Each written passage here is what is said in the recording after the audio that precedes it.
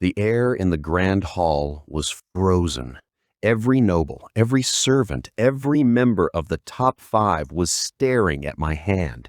I could feel the mechanical pulse of the Aegis suit through the fabric of my glove, humming with a power that none of them could perceive. Jace's face was a map of agony and terror. He tried to speak, but only a pathetic whimper escaped his juice-stained lips. Suddenly, a heavy hand landed on my shoulder. "That's enough." The voice was deep, resonant, and carried the weight of a command. I didn't need to look. I knew it was Darian. I slowly released my grip. Jace stumbled back, clutching his crushed wrist, his knees hitting the floor. He looked up at Darian, his eyes filled with tears of rage. "Darian, you saw him!" Jace shrieked, his voice cracking. "He insulted me. He insulted the entire family. He's just a mannerless rat, and he—" Darian didn't look at Jace. He kept his stern, crimson-eyed gaze fixed on me. "Jace, leave. You've embarrassed yourself enough for one night. Go clean that filth off your face." "But—" "Go," Darian repeated, his aura flaring slightly. It was a silent promise of violence. Jace scrambled to his feet and fled through the crowd. Darian studied me for a long moment. "I apologize for that, Aric, but you've changed. The Aric I remember would have crawled under a table and cried after being splashed with wine. I suppose I just ran out of patience, cousin. But don't worry, nothing has truly changed." I looked down at the dark wine stain on my chest. It smelled like a funeral. "Stand still," Elara's voice came from beside me. She raised her hand, and a wave of cool violet mana washed over my clothes. I watched as the wine stain evaporated. "Thank you," I said shortly. "I didn't expect you to do that," Elara said, her eyes searching mine. "I don't remember you hating wine enough to lose control. You used to love that vintage. You've changed, Aric. I can feel it. Your soul. It feels different." I didn't answer. I couldn't. "Come," Elara said, her voice returning to its formal tone. "We must greet your uncles and cousins. It is a matter of etiquette." I followed her, feeling like a shadow trailing behind a sun. As we moved through the hall, the social hierarchy was visible in every glance. When we approached, Aric and Elara spoke to the uncles and aunts with formal respect, offering greetings as tradition dictated. The elders looked at Elara with pride for her achievements, but when their gaze shifted to me, it curdled into something cold and sharp. Their eyes shining with pride for the hero of the border, but when their gaze shifted to me, it curdled into something cold and sharp. My aunts in particular looked at me with open disgust, as if I were a stain on their expensive rugs. They didn't even acknowledge my presence, speaking over my head to Elara about her achievements. We eventually reached the corner where the top 5 were gathered. It was a circle of power that I was clearly not meant to enter. Lumina and Seraphina immediately began chatting with Elara, their voices light and musical as they discussed high-tier magic and court gossip. They completely ignored me. I stood there, an invisible man. However, Orion, the blonde archer, turned toward me. He didn't have the same look of disgust as the others. He looked curious. "Are you all right, Aric? It's been a long time since you've been to one of these." "I've been stuck in my room," I replied vaguely. Orion nodded, a small smirk playing on his lips. "I see. You've had some difficult moments lately, I believe. But that stunt with the orange juice, that's the first time I've ever seen you strike back. It was quite a performance. I was just defending my suit." Suddenly, the music stopped. A sharp metallic sound echoed through the hall. My grandmother, the matriarch, had struck her cane against the stone floor. Silence fell instantly.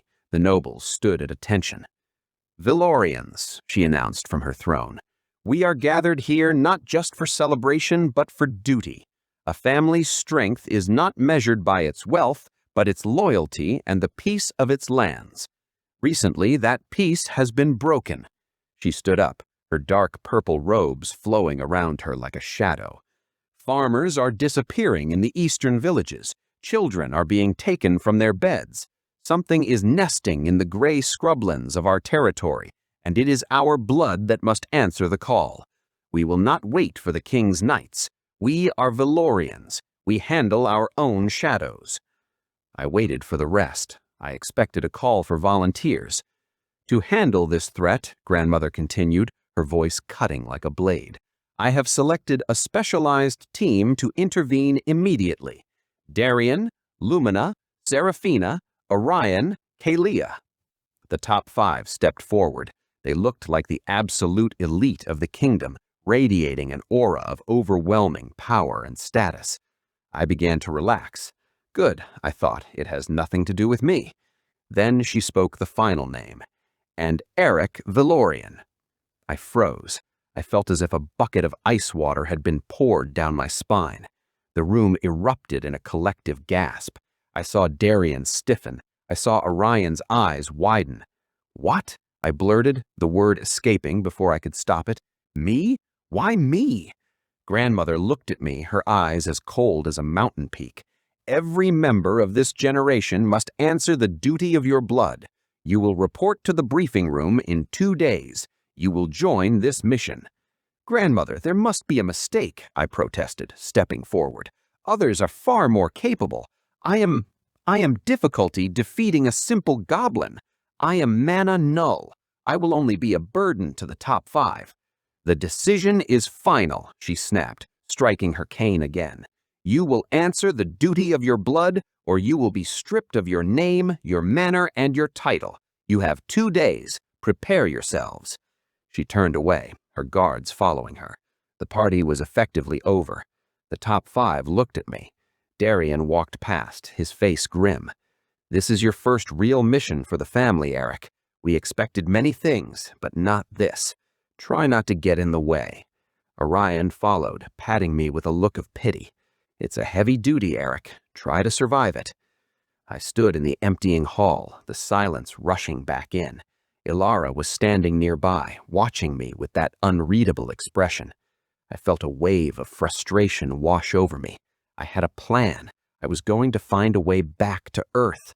I was going to leave this world of monsters and magic behind. But every time I tried to move forward, this world dragged me back. 2 days, I whispered to myself.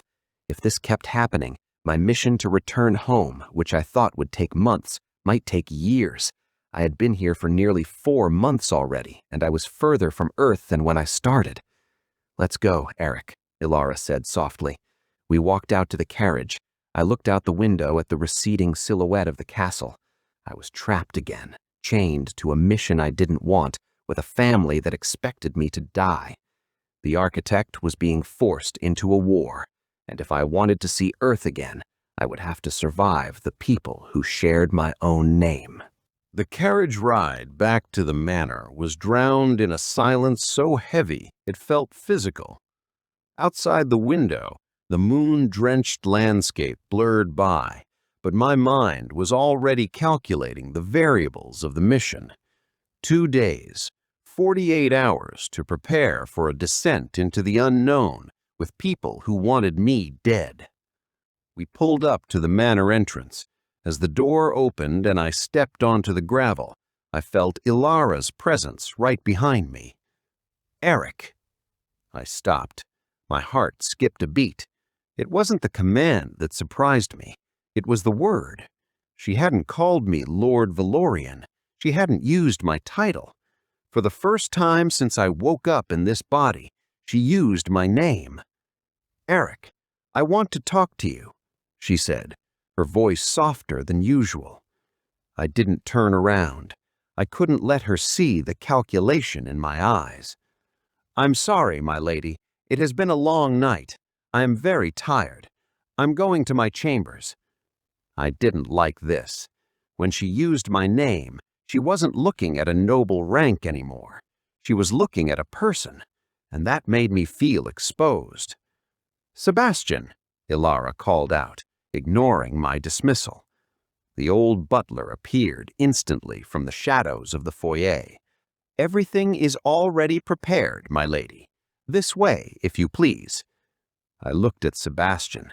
He turned his head away, avoiding my gaze again. My loyal butler was becoming her loyal accomplice. Prepared? I asked. looking back at Elara. What is he talking about? Follow me, she commanded. I had no choice. I followed her deep into the west wing of the manor, into a private parlor lit by a dozen low-burning candles. In the center of the room sat a single table made of dark obsidian. On the table was a chessboard. The pieces were carved from translucent mana crystals, white quartz for her, black onyx for me. They shimmered with a faint internal light. A chessboard? I asked, raising an eyebrow. We have never spent time together, Aric, Elara said, taking a seat on the white side of the table. She gestured to the chair opposite her. The family mission is dangerous. Before you go, I want to see how you think. I want to see the logic behind your moves. I looked at the board, then at her. Lady Everhart, I told you I am exhausted. Of course, said Elara, a small, knowing smile touching her lips. To make it interesting, there should be a prize for the winner, a wager. A prize? I asked. The loser does whatever the winner wants, she said, her violet eyes locked onto mine, challenging me. Anything. My eyes sharpened. Anything. If I won, I could demand the divorce. I could demand she leave me alone for good. I could finally have the freedom to find my way back to Earth without a grand mage breathing down my neck. I remembered the old Aric's memories. Elara was a master tactician. She was a champion. She had never lost a game of chess in her life. She was certain of her victory. I sat down, pulling the black onyx pieces toward me. She thinks she's playing against a drunkard. She doesn't realize she's playing against an engineer, a man who views the world as a system of moving parts. Very well, I said, a cold smile finally appearing on my face. You already know what I want if I win. That's not the problem, Aric, Elara replied, her voice dropping to a whisper as she moved her first pawn. The problem is that you don't know what I want. I don't need to know, I said confidently, sliding a knight forward. The air in the room grew cold. She didn't look at the board. She looked at me. You are not the weak Aric I remember, she said, her voice sharp as a blade. You don't stumble. You don't drink. You block strikes from mages with your bare hands. She leaned in, her violet eyes searching for a crack in my armor. Tell me, are you the real Aric Valorian? I held her gaze, my expression unmoving. I allowed myself a small, dangerous smile. I am the only Aric Valorian you have left, Elara. Deal with it.